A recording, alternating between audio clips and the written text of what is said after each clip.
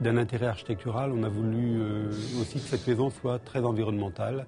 Et aujourd'hui, avec panneaux solaires, puits canadiens, chaudière à condensation, beaucoup de choses concourent à une performance énergétique élevée.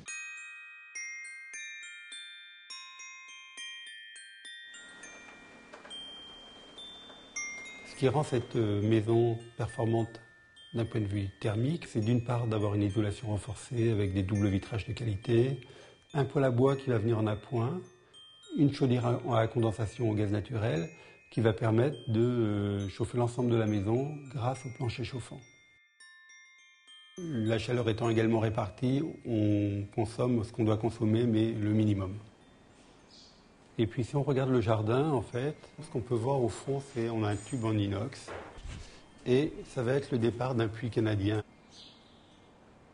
Le principe d'un puits canadien, c'est de faire passer l'air sous la terre et l'air va avoir tendance à se mettre à la température de la terre qui en Île-de-France est autour de 12 à 15 degrés.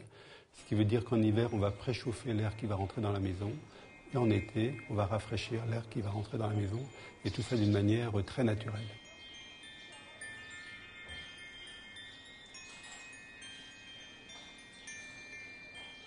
Ce qu'on a eu comme chance, c'est que le bâtiment côté rue était plein sud, ce qui a permis d'intégrer les panneaux solaires.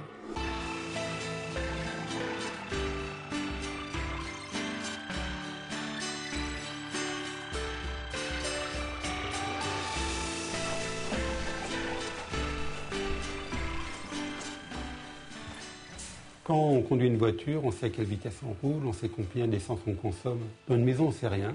Et l'idée, c'est que si on savait, peut-être on pourrait économiser facilement 10 à 15% d'énergie.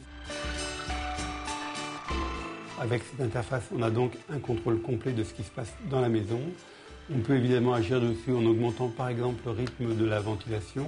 Si vous avez par exemple des invités, on peut le faire ou de cette manière-là, ou en ayant des capteurs d'humidité ou de gaz carbonique qui font que quand on est beaucoup dans la maison, la ventilation va se mettre à fonctionner à plein, alors que par exemple s'il n'y a personne dans la maison, la ventilation va s'arrêter.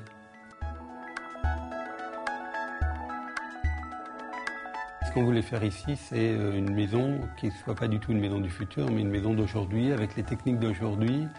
Et donc c'est pas du tout une maison expérimentale quelque part. C'est une maison dont les principes peuvent être reproduits immédiatement partout.